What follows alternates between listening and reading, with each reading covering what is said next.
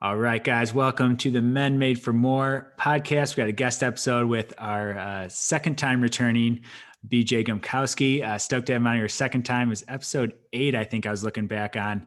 And I didn't tell you this, Beach, but one of our top 5 most downloaded episodes. So it's reaching some people in some big ways. And if you guys haven't checked that one out, we might not go into as much detail of BJ's background today. Go check that one out. Encourage you guys to listen to that one. We always have such a blast when we get together. So BJ, I'm looking forward to this one. And thanks for coming on today, man. Oh man, it's such. I think I said it last time, but I'm just honored that you give me the opportunity to speak my voice. And yeah, we always have amazing conversations, even when I come in to see you for the physical part of this world. It's always a great chat, and I've always leave myself feeling like I could talk to this guy for a super long time. Yeah. And we got no set time frame I know of, and we have no outline at all going into this one, no agenda, because we put one together for the last one and we got away from it in the first second of recording. We went down all these different rabbit holes. We're just leaving this one open, seeing where this podcast takes us. But Beej, let's have you give a shorter version. Like say you got to jumped in an elevator with one of our listeners here. Got 60 seconds to explain who are you and what are you excited about right now? I'm an triathlon. I would say triathlon mindset coach, building a team for Yogi Triathlete, which is a business I share with my wife. I'm a 17-year Ironman athlete, and I'm also a yoga teacher, plant-based nutrition, certified in plant-based nutrition. I walk the walk. And what am I most excited about? I'm most excited about first this conversation because it's happening right now, and it's happening in this moment. And that is not who I was at one point. I would have to have the agenda and have that safety of knowing what we would be talking about. And to me right now, I'm just really excited that this is something that is in my comfort zone now. Mm, Yeah. that's good. Saying at one point this would have been outside your comfort zone. Absolutely. Yeah. I would have to script what I would say. I would have to listen probably to all your podcasts. What did your guests talk about that I could cover that is not already rehashed? And I used to do this when I would go into, I think one of the most nervous things I would have is going into my boss for their annual review. What am I going to say? What if they ask this? And then when I detached from that, like in the last 2 years, I was in the corporate world. I just went in there, was like, spoke my mind. I don't know what happened. I just had a release. Well, Jess is probably what happened to my wife. Finally, the words sunk in. And I just had amazing conversations with my boss. And I always got a raise. And I was doing less and they were appreciating me more. Quite simple, right? Yeah. We tend to think that if we prepare, and I'm gonna state this, and then I kind of want to flip my own question on its head. But we tend to think if we like over prepare and try and work out all the details ahead of time and do that it's going to lead to us saying the perfect thing or doing the perfect thing, which isn't true. But I guess my flipping my own question on my head is how much is there in preparing for something like this, a podcast, preparing for an annual review versus just letting it happen? Where do you see that line between being ready, being diligent with preparing? I mean, you do Ironman races. You can't just show up on race day and expect it to be like, okay, I'm detached from from the outcome. You'll end up in the back. But how do you balance that preparation versus detachment, as you call it?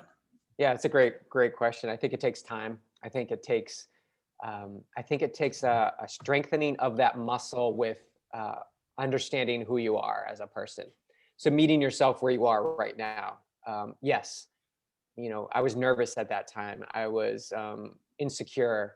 I was not as confident as I am now. So meet that, accept that. Like, okay, have a true conversation with yourself. That's where I'm at. And if these are the things I need to do, study, um, rehearse questions, flashcards, whatever I need to do, find out what the latest thing is in technology in order to, drop some sort of nugget of information that would make me look like I know what I'm doing, then that's what I need to do. So meet yourself where you're at. So how do you know where you're at? I guess that's a lot of self-reflection time, whatever you want to call it, meditation, prayer, quiet time. Strengthen that ability to see that voice in your head that's trying to keep you somewhat safe. So yes, I do my due diligence. I'll do the training, that I need to do. As you get older and wiser, you know that you don't need to do as much. And there's specific things that will help you along the way that may not be such a hard impact on you mentally or physically. And have that confidence that you're going to be okay no matter what unfolds from this circumstance. So you can go into the interview without any preparation at all. And as long as you're okay with what happens, whether they ask you the question you don't know, as long as you're okay with that, I think that's a big up level. That's a big um, a drop in the bucket of building confidence with your decision making. So I Mm. think that's a really big thing, Dave. I was never a confident or as confident as I am now um, in my previous years, but finding that sweet spot takes time and practice. So put yourself in the environment where that's going to happen. Challenge yourself with big things. Your max effort with the weights and then the 5K. Or this was my 6th year swimming 100s on my birthday. So 10,000 yards in a pool back and forth. I don't know how many times, 3 hours or so. Um, Practice it. Yeah, it's tough to grasp when you don't have the history of it. So the mind's looking for that. Oh, have you done this before? No. And it has the option to freak out or look outside for other people that have done it and to see how they did it. And I may have done that in the past. Now I just look inside. I have the answer. And if I don't, I'm going to find out real quickly what direction I need to go in to realize that. Does that make sense? I think so. Do you think most people need to, do you think more people could benefit from putting themselves in these uncomfortable situations, setting these big challenges? And then are you saying kind of figure it out as you go through trial and error? Or are you saying that, or do you think too many people are doing too much preparing and not enough putting themselves in those Oh, situations? that's a good question. Wow. Yeah. You're like, yeah.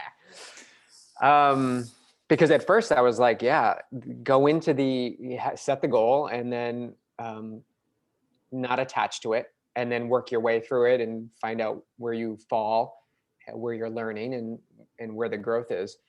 But also, yeah, I've been that person that just gets stuck in the cycle of training, never having to achieve. And what I would do is I would self-sabotage myself and I would say, okay, I'm going to do this Ironman race. But guess what? I'm going to sign up for another one 10 weeks later and another one 10 weeks after that, just in case things don't work out. So for me, that was a safety net, right? I know how to prepare for an Ironman and how to train, but, and I have big goals, but I would have those safety races. And so I stopped doing that. And my results immediately just went to the highest they've ever been. Because I just would sign up for a race, focus on it, get it done, and then move on to the next piece. So I think it can work both ways. I think you need to be onto yourself. If you're on this constant cycle of never achieving anything, but you're doing a lot, Mm-hmm. like question yourself. I think that's, if you want to relate it to work, let's take training out of it and the work environment. The whole philosophy of I'm so busy, like I'm really, really busy. I got so much to do. Great. But are you actually achieving and completing anything and moving on to the next thing? And if we want to talk about me, that was something I found myself priding on, was that I could do a lot. Put a lot on me. Sure, take it. I say yes. Come on, put it on me. I'll figure out a way to get it done. And then I was doing a lot of stuff, but never really finishing any of it. So I think there's something to completion. And then Yeah. segmenting, right? Segmenting. Did it, fail or succeed, learn, next step. Mm-hmm.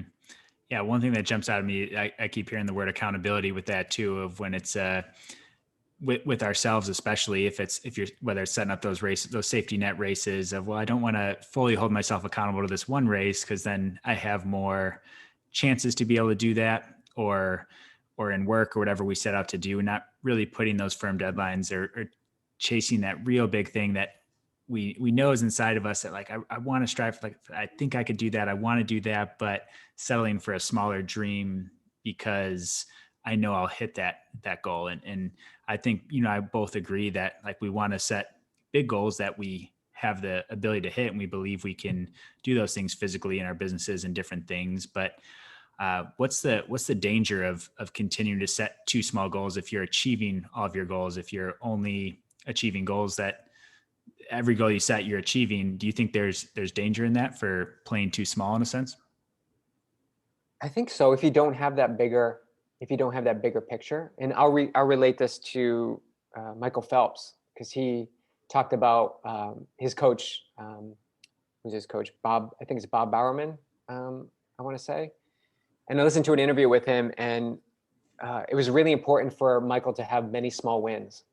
So every day, I mean, we're talking the Olympic level, top of the top, and but what do we most do as athletes? Like we don't want the lower tier. We're not going to like see what the low. We want to go big. Like, what is this guy doing? How many calories is he eating? So what was he doing? He was many small wins. I just need to nail this 100 in this time.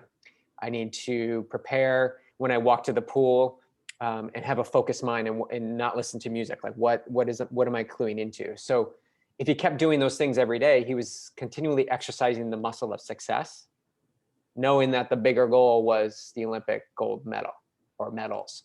So I think many small wins is pretty important if you've got that bigger tiered goal.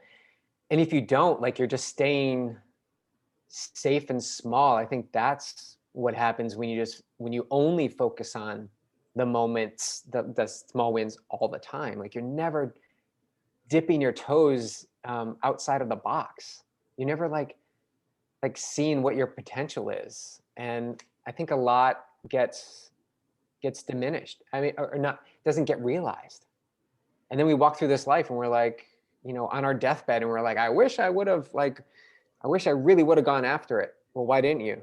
Well, because I didn't have money, or I wasn't fit enough, or any excuse in the book. So I think that's a long-winded answer to your question, but it's worth discovering, Dave. I think it's really a profound time right now where we need to kick this up a notch. Like if there's any time to start a new business venture, any time to reach out and text someone and say you love them, mend that broken relationship, now is the time. Now is the time. We're at an utmost like energetic level. And I'll speak for me. I just got out of acupuncture, so my energy is finally, I can feel it like coming up and out. And so you're seeing it, but this is a very, very powerful time. Do you agree? Yeah, no, I totally agree. And I think the the reason behind the question is that I know too many guys out there and too many people out there that are playing small and playing inside of a comfort zone and playing inside of a bubble of things that they know they can accomplish. And the big things they're describing don't really seem like big things when I hear them talk, or people I'm coaching. It's like they say like, oh, this is my big thing. It's like, this is what I want to do in 2021. It's like, I think you could do that this month. Like that's not the things they're setting are just, there's such a safety net behind it, like you said. And so that's one side of it. And I question though the other side of it, something I always wrestle back and forth with too, is people that get discouraged though, if they set those big goals and then they fall way short and they set those big goals. So it's like, where's, I know experience is a piece of that, but where's that line between stretching, striving, but still making sure you're achieving those small wins is something that I've personally wrestled with and can be a hard thing to communicate. And I don't know if you have anything to say on that specifically. Attachment. They're attached to that Mhm. goal. If you can step away and take that 10,000 foot view and just say, yeah, it's a big goal. It may take Dave 10 months to do it. It may take BJ 20 months to do it. It may take me 1 month to do it. If you can remove time and the attachment to it and just do it because you're striving and moving towards it.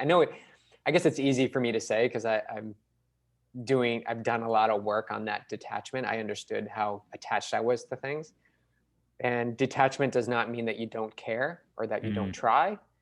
It means that you're not defined by the outcome. I think that's pretty important. It's a pretty important piece. So if you're constantly striving and you're falling back and not reaching the goal soon enough, that's where you start to make adjustments into, well, where's the middle ground? Maybe I need to scale back a little bit in order to get me to that next level. And I don't care if it's now or tomorrow. our next year, we get all caught up in the time. I mean, we're just plastered with numbers. We're looking at our watches, heart rate, business timelines, and when to turn a profit. Like, yeah, it's all number and time based. But if we move that element, feel that sense of relief and freedom. And I think that's where you find that balance. That's where I found the balance. I'm very goal driven. I'm very, there's times that I need to hit in my performance, but I'm not attached to them. I know they will come. I'm confident that they will come. I just don't know when. I'm going to keep working hard. There'll be setbacks, and I'm currently involved in one right now where it's a huge, huge learning opportunity for me about my body and how my mind has, how my mind in relationship to injury has grown. So you can look at it as a temperature gauge, like, where am I at in the relationship with what's going on in my body? How is my mind reacting? So I see this as, what can I take away from it? What really can I learn from it?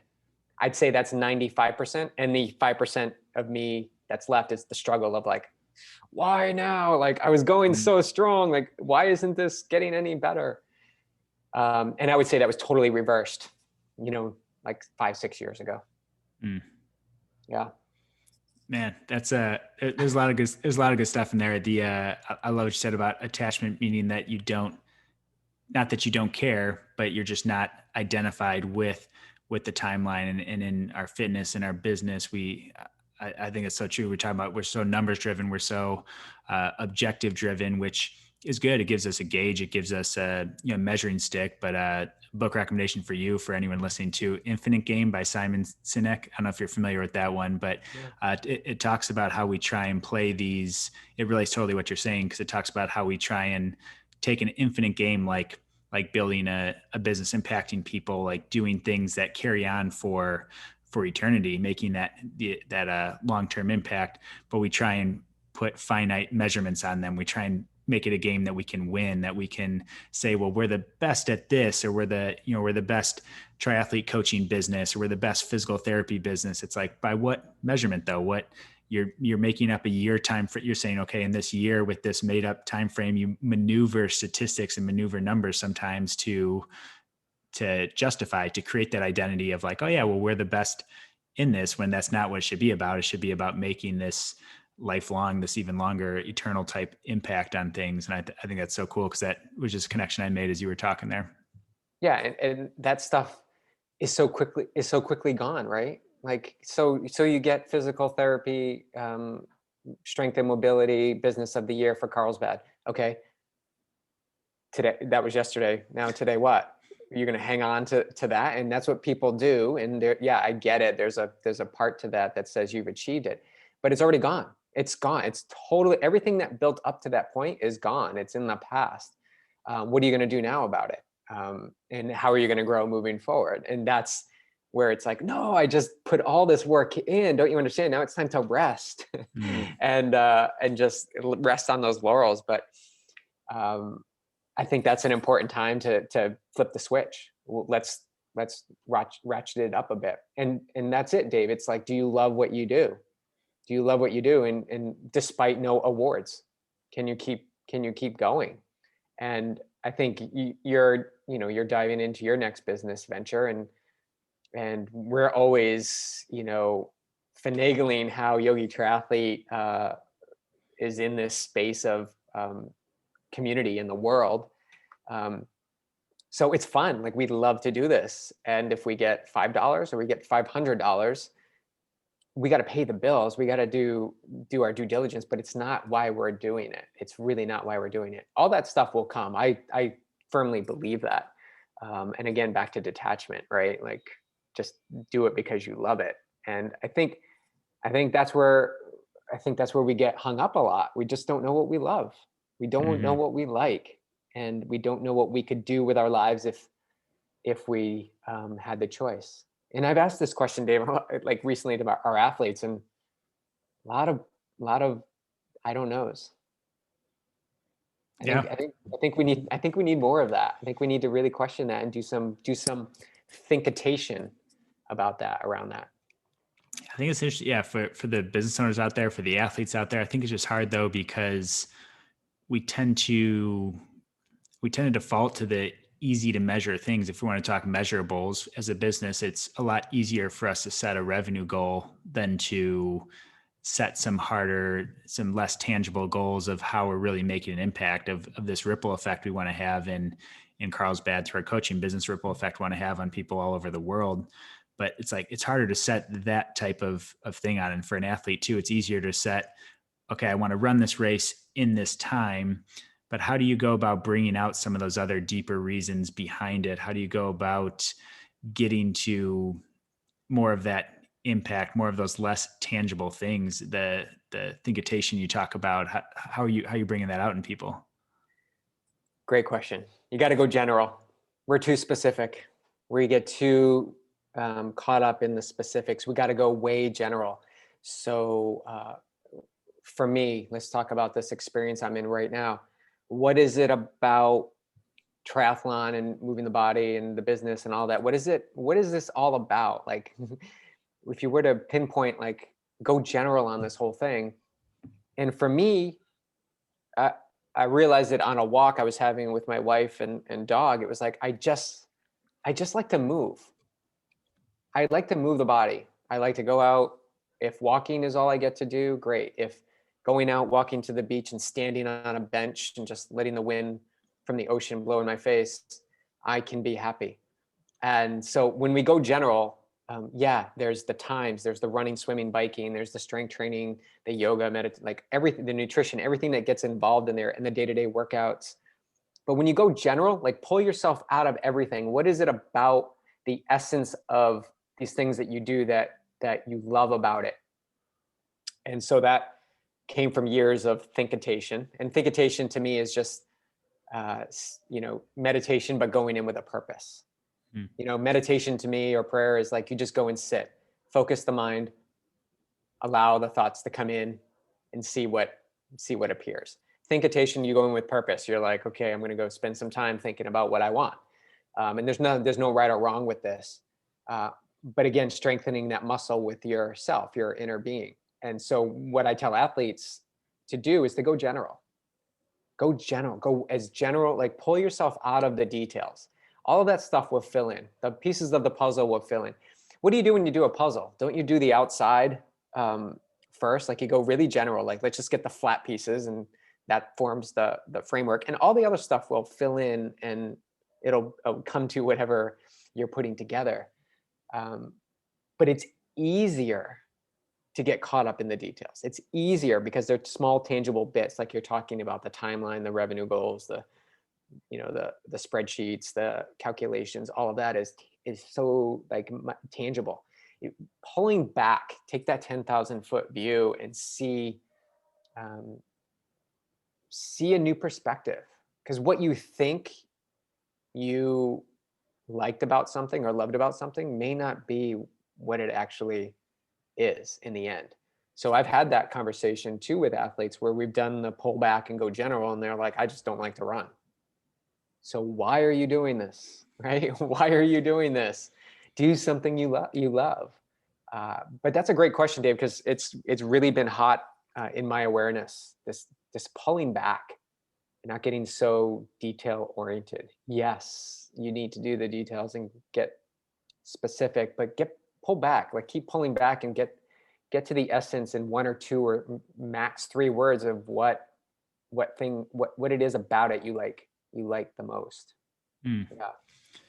Yeah, I think not getting so caught up in the details that don't matter, especially, like, so many people get caught up in maybe the wrong things. And I can't remember how you were mentioning earlier, but talking about the efforts that you can then put in that can create those bigger, more general type improvements, versus getting so caught up in, like, well, this puzzle piece needs to turn this specific way, and it's like a random piece in the middle that, okay, well, right now that's not the detail to be focusing on. We need to focus on the things that the needle movers, I guess, the things that are actually going to move you closer to what you say you want to be doing. And there's a continued reevaluation process throughout that to make sure you're in alignment on that. But I think that's that's something that keeps standing out to me is too much focus on maybe the wrong details specifically. Yeah. So let's talk about swimming, because I see that as a big challenge for our athletes. They have to get to the pool.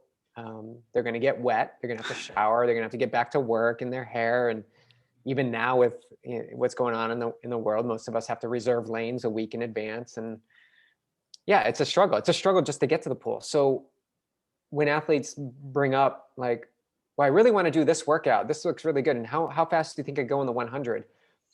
Number one goal is just to get to the pool. If you're Mm. not getting to the pool, how can you even like begin to talk about a swim workout? So how I do it is I'm just like, goal number one, get to the pool. Goal number two, get in the pool, right? And then goal number three is just simply to swim to the other side and back. And then if you can prove yourself that you can do that continuously over time, then we can start giving you like some good workouts. But yeah, they tend to, and I've been guilty of this too. Like you want that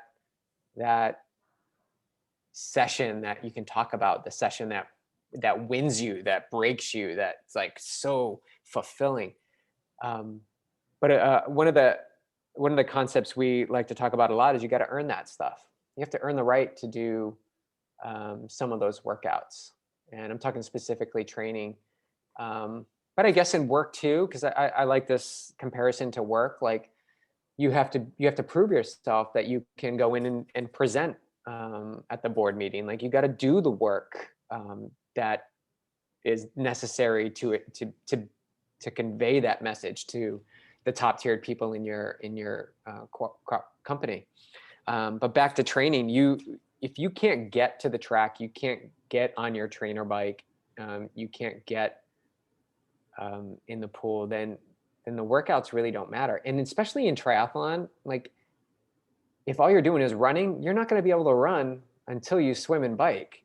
So really take that 10,000 foot view and see if this is something you really want to do. Mm-hmm. Because you're going to miss the first two steps, and you're not even going to run to your potential because you're going to be fatigued and disgruntled from the first two that you didn't train for. So I think it's really important. You got to backpedal, Dave. Like, Mm-hmm. kind of like what you do with us in our movements of our body. Like you've stripped away the flare exercises, and I'll always remember the advice you gave us on planking. And if you can't properly plank, I mean, if you're going for a minute to 3 minutes to 4 minutes out of the gate, you're probably not planking appropriately. But if you engage everything and do it properly, 10 to 15 seconds should be adequate. And then it's always rung in my head because it's getting back to really the basics. Like, what is the point of this exercise? It's to really strengthen the areas that need it, not mask it with other parts of your body that can hold you in that state for a long period of time because you're chasing the length of the plank. So I think that's such a good example. I think you did that at our camp. Mm-hmm. Yeah. Last year. Yeah, it's so profound, right? Like dial things back, dial it back, get back to the basics in order for you to have those high gains later on. Yeah, but those will take care of themselves. And it sounds like what you're saying too is that you would bet on the person who, if their goal, so person A, their goal is to show up, to get in the pool, swim one lap down and back every single day. I'm guessing you'd bet on that person over the one who once a week, or I mean, the time frame's not important, but say once a week or so hits that like crushing 2-hour workout where they're doing all sorts of things, but doesn't show up 6 of the other days. I'm guessing person A sounds like is the one that you're gonna bet on over time. Absolutely, hands down. Consistency wins out all the time. Liz, who we both know, just crushed 100-mile week with her longest weekly run mileage in the 2 weeks leading in were like 9 and 11 miles. But she's consistently doing the work a little bit every day over a long period of time. If you hammer that into your head, think about that. A little bit every day over a long period of time. It's not sexy. It's not going to be on the billboards. Like broccoli, you can't promote broccoli. People aren't going to be like, oh my God, I got to have that head of broccoli. It's the consistency, Dave. It's everything. And yeah, I believe that's the secret to success. I just had this thought too in my mind, like when I was playing basketball in high school, I got really focused on the drills and the basics. And I carried that through my entire career of basketball, which was just pickup basketball. But I look back at high school, because we can on Facebook, and I can't think maybe other than one other player on that same team that would be able to physically do anything that I'm able to do right now. They could probably show up and have one game where they just but it would eventually fatigue them. And my point here being, like, I've had this span of 30 years of doing stuff every day to build this durable body and mind so that at any time I can jump into any sort of performance event I want. So I guess that's another thread to pull on. That's another 10,000 foot view of something I prefer, like just always be ready. And so you got to do the consistent work. You got to, there's no compromise for that. Yeah. It's every area of life too. That's the, whether we're talking training, whether we're talking anything, it's like in work, it's showing up daily and doing those little things that you mentioned. Michael Phelps, we see the gold medals, but you don't see the fine detail that his coach put him through, and that the discipline he had to have to do that day in, day out when he didn't want to go to the pool, when he didn't want to do those things. I hear stories of Kobe Bryant all the time, people would come in and find him there hours before practice, and he'd be practicing without a ball. He'd be like practicing like he was dribbling, crossing over, taking his shots, and wouldn't even have a ball and doing that. And this is one of the best basketball players of all time, who we see him showing up on game day and putting up over 80 points, but you don't see him showing up hours early in the gym and playing basketball without a ball. Like, that's for most basketball players, that's an important thing to do. You talk objective things of, I want to see progress. I want to shoot a ball. I want to see if I made it or not, yes or no. But focusing so much on those details and that consistency that's something that's I've been fascinated by. Yeah. And the mental reps, right? The mental reps. I love that about Kobe. I didn't know that. I love his story. I love how his work ethic, but also his mindset. He was a very mindful, aware, awake human being. And so that translated into his game. He was very, very, focused. So the mental reps, you need those mental reps. And sometimes that means removing the physical stuff in front of you, the weights, the actual runs that you need to do. Right now, when I go into meditation, I do my meditation, and then I spend just a little bit of time running. I'm running in my mind, because I can't do that right now physically, but I can in my mind. I can feel what it's like. I can, what does it feel? I know where I'm going. How do I hold my arms? And that's going to allow me to, when I return, to just make that transition, in my opinion, make that transition a little bit more seamless, because it's already implanted in the visions of my mind, in the library of my mind. Mm-hmm. And you say that's in your opinion, but I think that's more an opinion. I don't know the exact studies on it, but the brain doesn't always know the difference between those reps you're getting here today, this morning, versus the actual ones. And sure, there's some physical things you won't get, but there's definitely some degree of carryover with something like that. Yeah, it's not. I would say it's not the norm. It should be. I'll be on my podium here, and I'll say, like, yeah, this should be where we spend a lot of time. And I know you're a believer in this, but it's something we believe in strongly at Yogi Triathlete, is just strengthening the muscle of the mind, putting ourselves in situations where we're awake and ready. We're aware of what's happening. We're not just going through the motions. And it's so easy. Like, doesn't the mind wants to automate a lot of things. It really wants to automate it. Step A, step B, step C, and do all the way down the line to step Z, and then you'll get this. And when you get off of it, the mind kind of like, whoa, there's no step D today. What's going on? I think that's a really good place to get off of automatic pilot and begin to experience more, begin to set a new path of the way things can go. interrupting that process. And I think I know this firsthand that it's uncomfortable, as is any change that you make.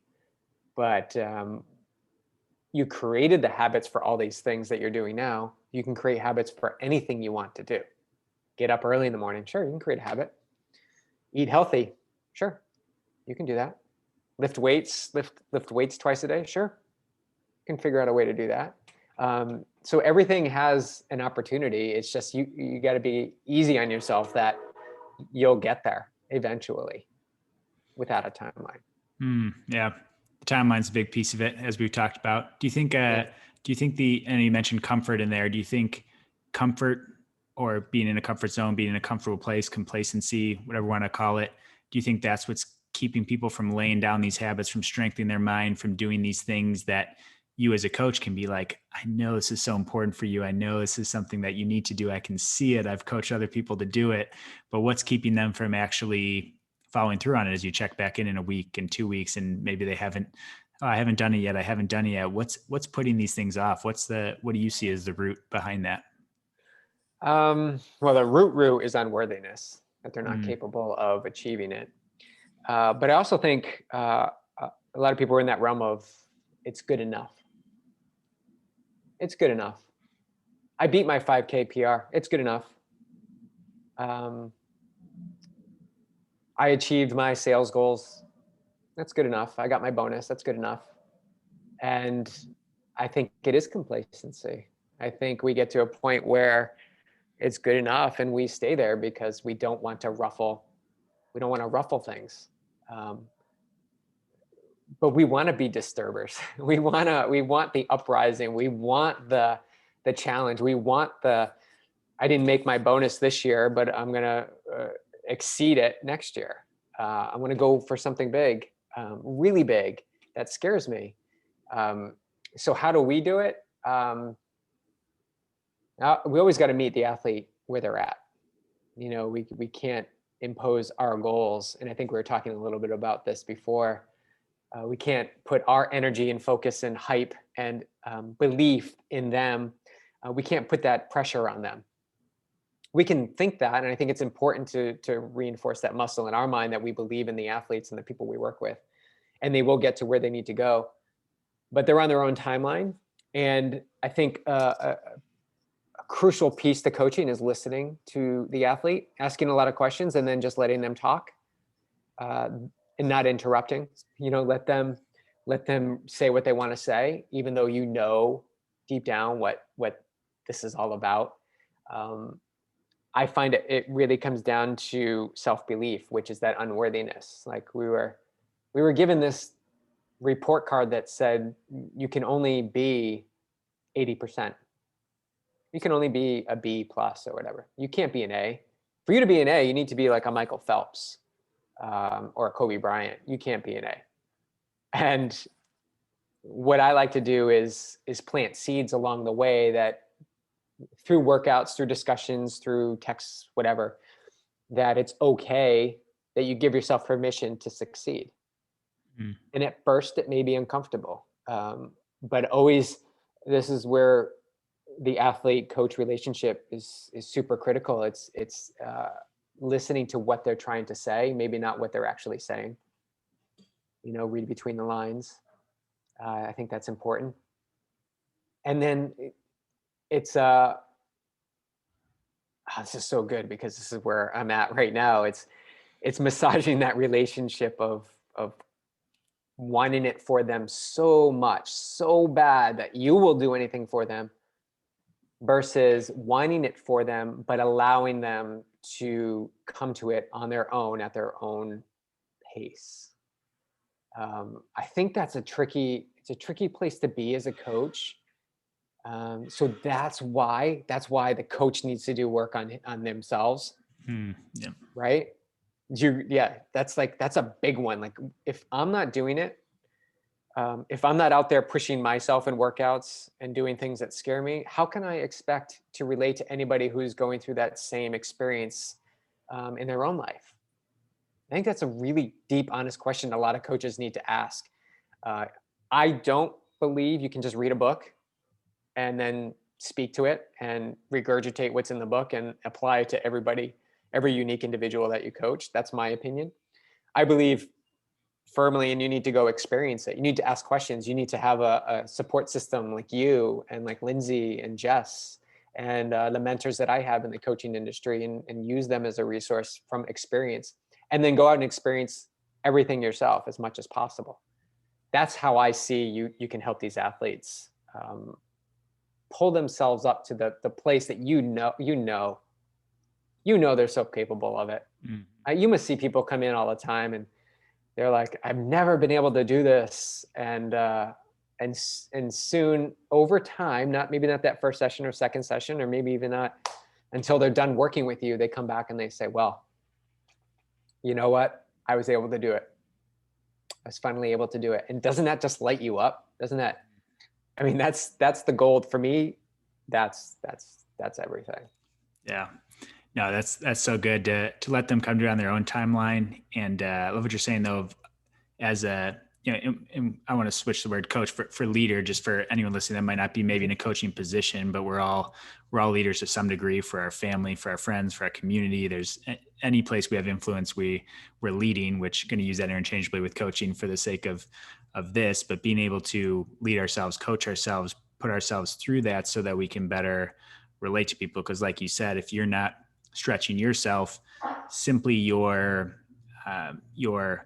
outcomes aren't enough to carry you, because you've completed an Ironman doesn't necessarily mean that you can coach someone through that same thing who hasn't, if you're not pushing yourself to the same degree, I think, as the athlete. And hopefully that makes sense. That if the athlete's doing something that they're pushing into that A range, that A grade, where they're like, this is going to really stretch me, and you're only pushing yourself maybe to a B, but for your B, you might be able to do an Ironman and do it in a certain time, but that doesn't necessarily mean you're pushing yourself in the same way through the process and through those things to help lead or coach those individuals. Yeah, I like that. Yeah. And I want to say a leader is like a superhero. It has great responsibility, right? If you're going to put yourself out into the front and lead, like, you're all in. You're like, you're blazing a path. You better be responsible with that power. You really have to check yourself and understand that people are looking up to you. People are going to follow you, and having that trust that that everything's going to fall in line. As a leader, adaptability, flexibility, really, really important.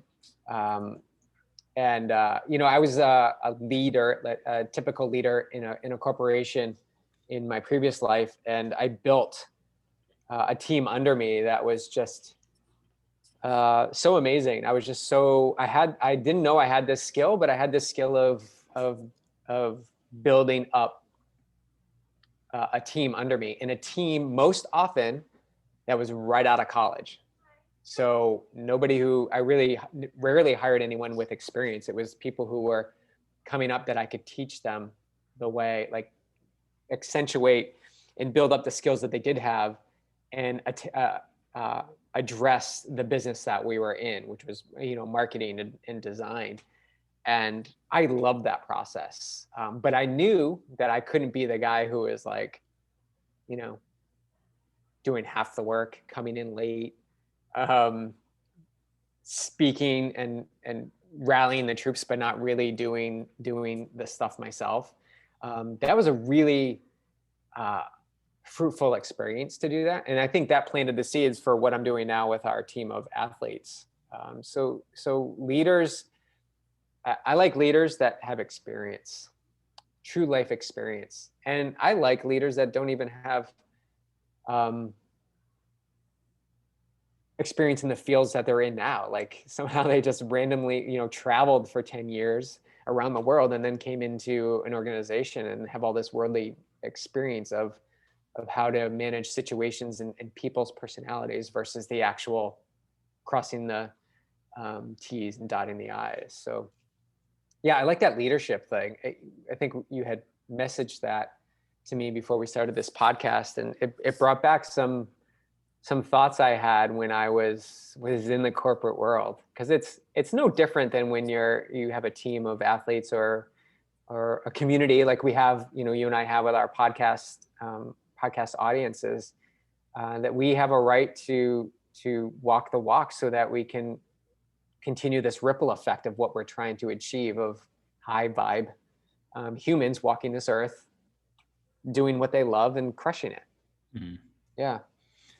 Yeah, and it looks different in the environment maybe of in the coaching world versus in the corporate world, but it's the same overarching things, and it's being able to not just lead in big ways. And I love talking about this 'cause I think so many leaders out there, they get this position of leadership. They have this podcast, they have this company, they have this thing, but they only want to lead in the big flashy ways. And I think this has so many overlaps with training, with different things, because they want those flashy, like in training, the flashy workouts. They want to lead, they want to make that big push that, takes their company to the next level, but they're not doing the little things. They're telling people the importance of little things, but they're not coming early. They're not staying in late. They're not doing those little reps that they need to. And it's going to look different in terms of what those actually habits are, what those action steps are based on your position. But you have to be willing to lead in the big ways, but more importantly, lead in the small, the everyday ways, coming alongside, being able to step back, listen to someone, hear them, support them, encourage them. Those are the things that I think a lot of leaders and myself have dropped the ball on. It's just like, I want to be this macho leader, this one who just saves the day, but sometimes saving the day doesn't always look the way that we want it to. Yeah. Oh, that's so true. One of my previous bosses had asked me when she had taken over, and she asked me, in one of our one-on-one meetings, was like, what's your brand? Like, what is your brand as a human, as a leader in this business? Is it the person who always says yes? Is it the person who stays till 7 o'clock every night? Is that the brand that you want to create? Like, what do you stand for? And that really hit me, because I was in our branding department of our company, like logos and websites and marketing and all of that.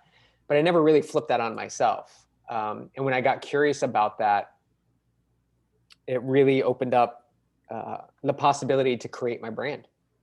Create your brand, Dave. Like, what do you want to stand for? Do you want to be that leader out there that can speak to many, many situations, successes and failures? And what about the in between?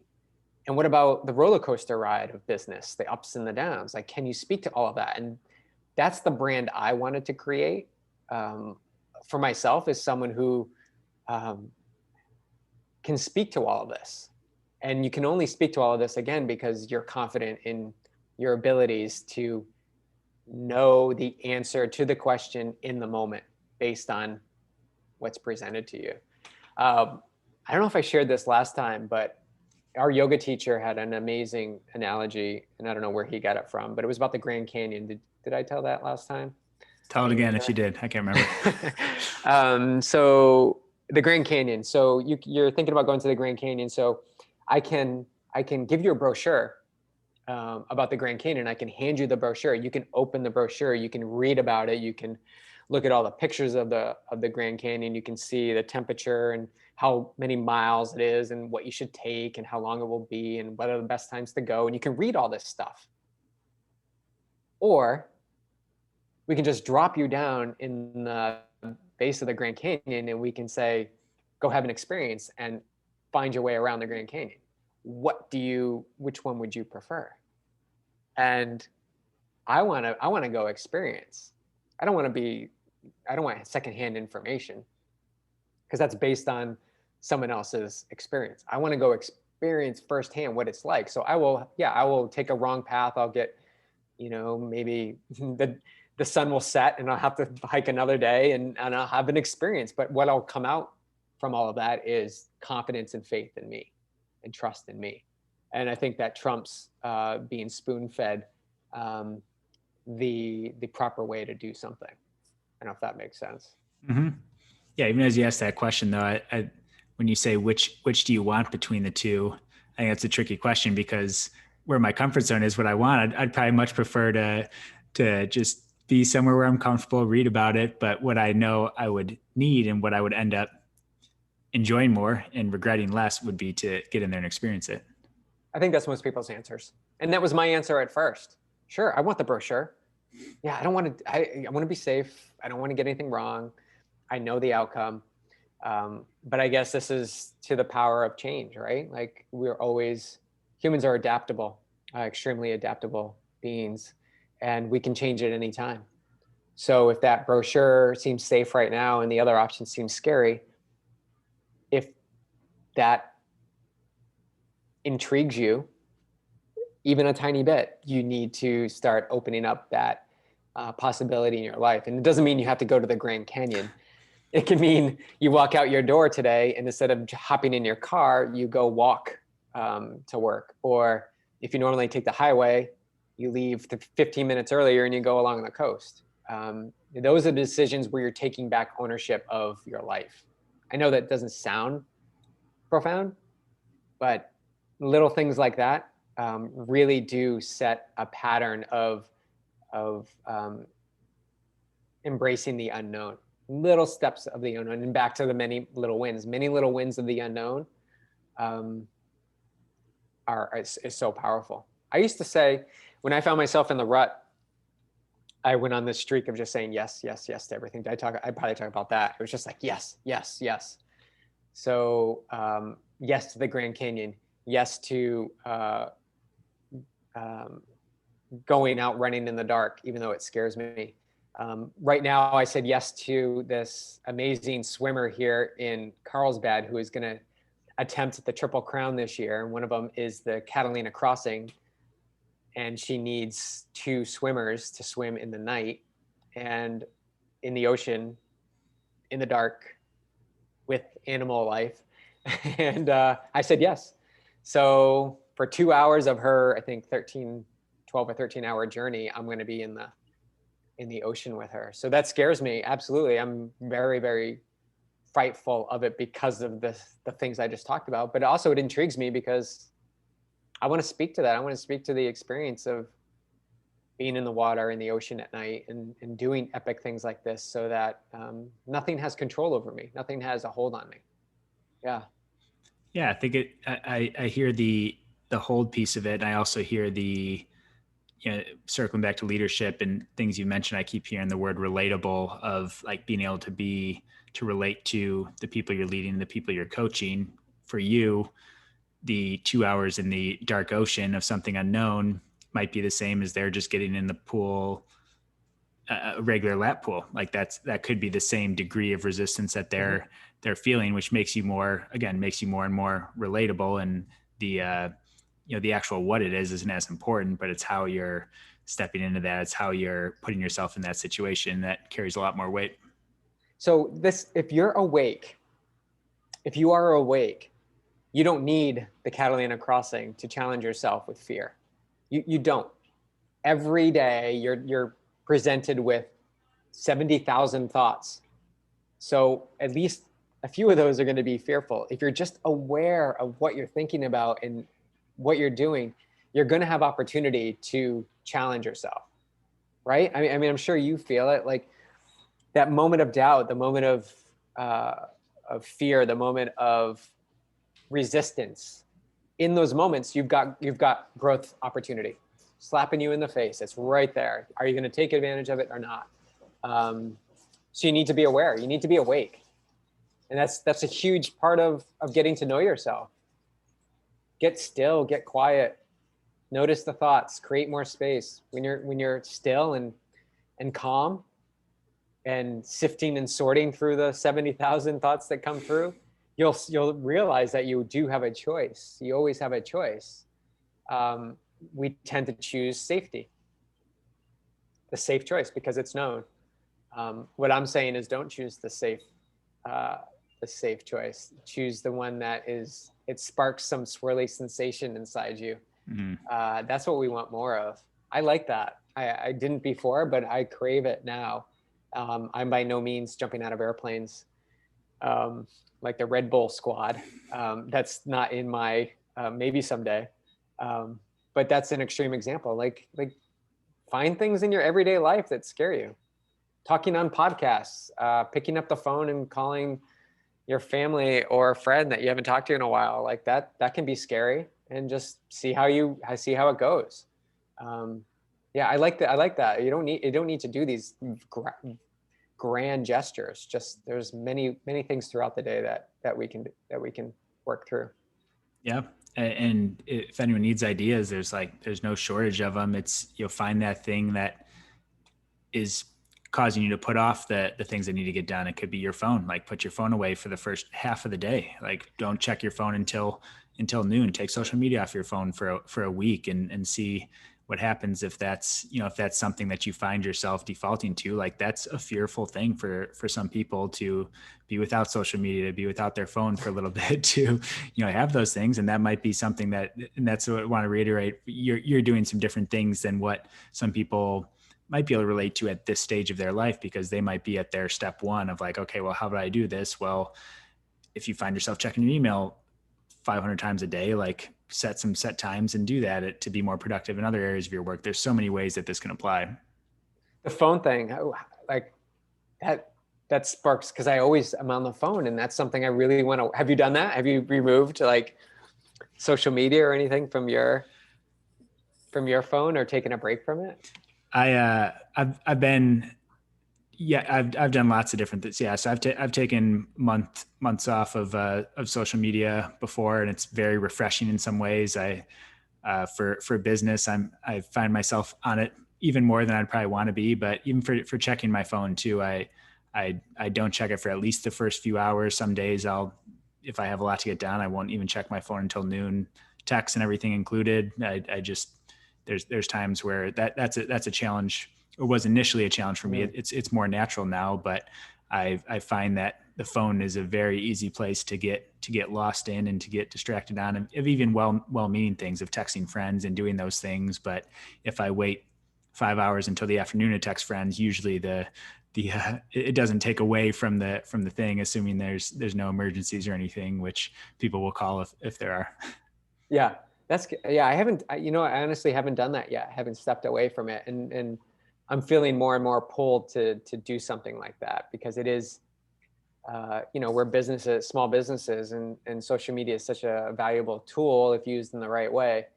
But I haven't stepped away from it, and I think it's something I need to explore more, because I see myself with purpose to get on social media or whatever on the phone, and find myself 10, 15 minutes down the road, not even achieving the thing that I originally had set out to do. So I've got some growth opportunity, Yeah, for sure there. For businesses and for you, I don't want to get too far down a rabbit hole, Yeah. but I stopped probably well over a year ago. I stopped scrolling on social media. So I'll go on there to post, and this is my apology for when I don't like people's posts, or if you haven't seen me liking your posts. I stopped scrolling on social media. I use it to get on there and post on story, update on what I'm doing. But I've stopped the endless scrolling of things. I just took that piece of it out, and that's been so refreshing mentally, of not getting lost in the endless algorithm of social media. And it's just comparison stuff, right? Like, if we Yeah. get to the essence of it, we're just like, well, what are they doing? Like, Yeah. should I be doing that? Yeah, I'm gonna give that a whirl. I think that's a good tip, because you can still use it for business, because this is what we want to do. We want to promote and push out there, like, who we are to the masses, so that people can get to know us a little bit better. So if the energies align, then they will, we can move forward with a relationship. But the endless scrolling is just it's just occupying time that could be better spent doing strength and mobility work from inside out.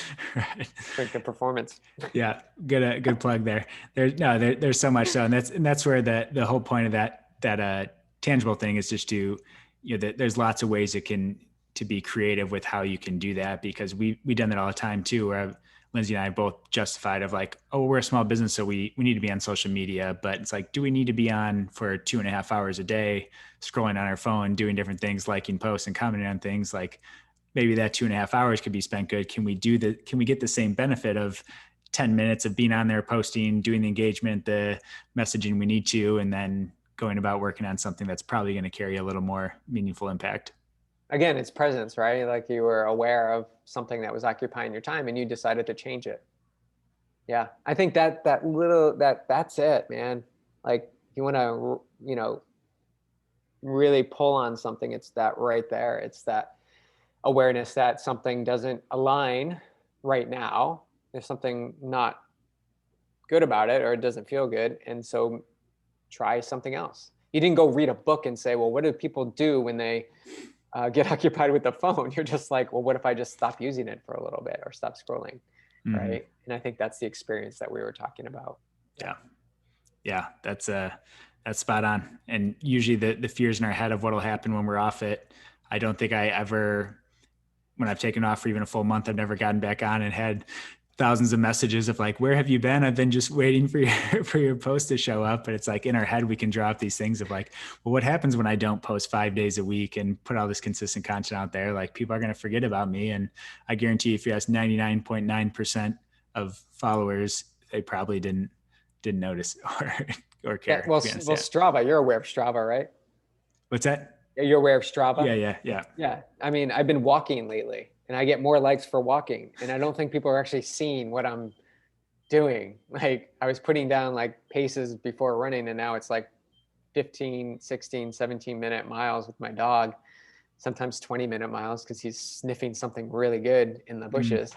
And they're still liking it. And I'm like, well, what's going on here? Like, is it because I think it's the liking thing. I think it's just mm. they're just liking because they see, oh, BJ did something, I'll give him a like. And I've been guilty of that too. Like you just scroll through and you're like, so yeah, anyway, social media is just a big opportunity. Yeah, lots of opportunity for people up there, and whatever that distraction is, insert Netflix, Yeah. insert social media, insert whatever it is. But it can be a lot of different things. I want to start to. I know we could talk all day here. I want to start to wrap up. What's something you're struggling with right now across different areas of your life? I know you've been open about at least between you and I, the physical things of not being able to do this, which is such a big identity of your life. Is that kind of one of the biggest challenges you're going through? How's it affecting the different areas of your life, and what are you learning as you go through this challenge or another similar challenge that you're facing right now?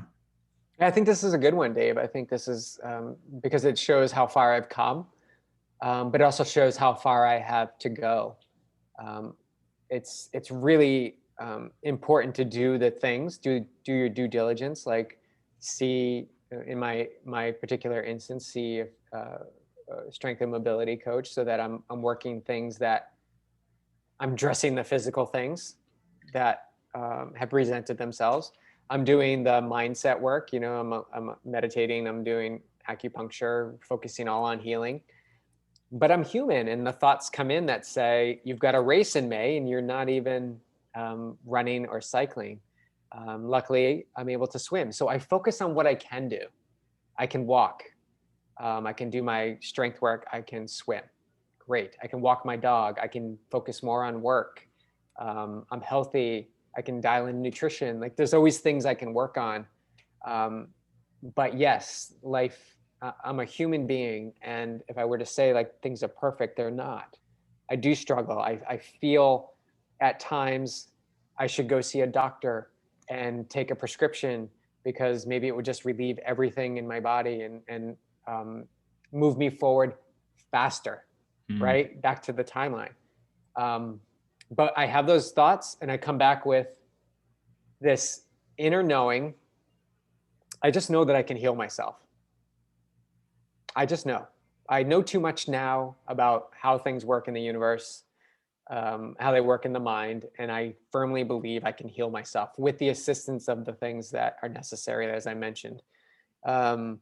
So that's the struggle I have. Also, food, like really, really honing in on the foods that are high vibrational, like maybe not eating as much in my instance, like dead food, like breads and processed foods and chips. But instead taking on a more responsible approach to what is necessary for the healing to happen. Inflammation is there probably because it's healing. So it's okay that it doesn't bend as well as it should right now. But I think that's the biggest challenge I have right now. And I would say if I had to give myself a grade, I'd say about a B plus, in the grand scheme of things, which is a far cry from the F I was getting 6 years ago. Mm. Yeah, yeah, you got to be onto these things. Yeah. And as you talk, is the, and this kind of brings full circle with, I know you're talking detaching from the goal and the timeline.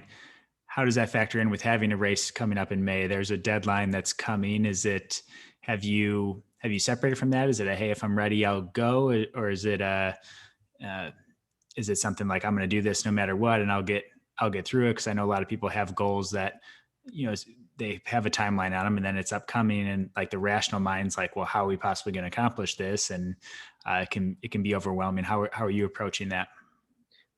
Total full circle. Go back to that general view. What is it about the race that brings me joy? And I'll tell you, I can just go there and not be able to race, and I will be so ecstatic because I love the energy and community of these big endurance events. I love that. I'll have athletes there, so I can be there for support for them. If all I can do is swim, and then I'm okay with that. So how I look at it, I go general. What is it about it? I just want to be there in the environment and be thankful and grateful that I've been a part of this community for 17 years and that it still lights me up. That's so cool. Yeah, I love that clarity on that, because that's a lot of people probably fall into the all or nothing approach of, well, if I can't do the full thing, then I'm not going to show up, or I'm going to grind through it, they're forced through it when their body or mind might be saying otherwise. So I think that's cool, and I'm sure that's a far new, mature perspective from years back. Oh yeah, absolutely. I've been that guy who's crossed his arms and been like, I'm not going. If I can't do it, nobody's going to do it. And like, poor me.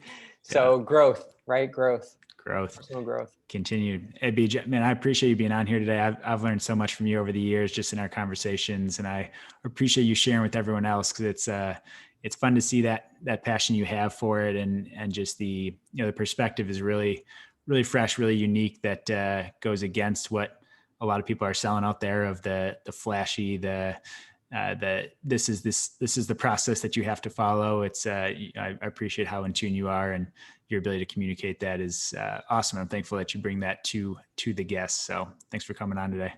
Thanks, Dave. Yeah. Where can people reach out to you? Where can they find you? The Tri community, anyone else looking for help? Go ahead and shameless plug on wherever you guys are at right now.